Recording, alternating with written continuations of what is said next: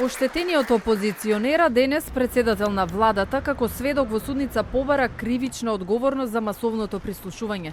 Се соочи со Сашо Мијалков, Гордана Јанкуловска и останатите обвинети за аферата со бомбите. Наместо оштета во пари побара да бидат осудени, за да се исправи неправдата. Зоран Заев сведочеше дека прислушуваните материјали ги добил во 2013 година кога станал лидер на партијата, од Зоран Верушевски кој бил шеф на Комисијата за безбедност во СДСМ. Бомбите биле извлечени од УВК, иако пред судиите Заев ниту еднаш со име и презиме не го спомена Сашо Мијалков, кој тогаш беше прв човек на тајната полиција. Сашо Мијалков и те како е виновен како директор на УБК. УБК тоа го праве. Но лошотијата, злобата доаѓа од тој кој што го конзумирал. Чесен политичар го спречува тоа.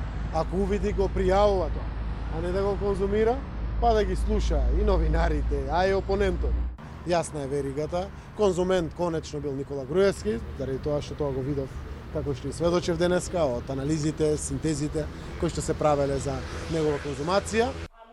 Селекцијата на бомбите ја правел лично Заев. Пред да го пушти првиот разговор во јавноста, 4 пати се сретнал со тогашниот премиер Никола Груевски, кој се шегувал на сметка на бомбите и не му поверувал дека ги поседува.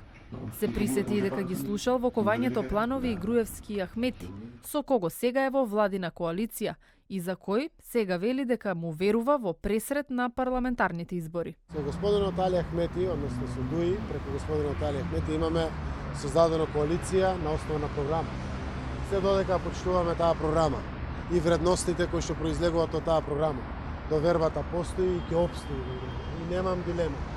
Да, му верувам на господинот Али Ахмети.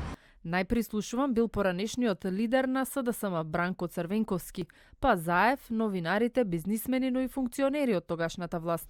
Заев тврди дека е во секојдневна комуникација со Верушевски, бидејќи му е советник за национална безбедност. Поранешниот разузнавач кој бил задолжен за бомбите на Бихачка во суд тврдеше дека материјалите претрпеле стравотна модификација и компрометирање, што ја шокираше јавноста. Според него, мозокот на целата операција прислушување бил Никола Груевски, кој инаку не е ниту обвинет во овој случај.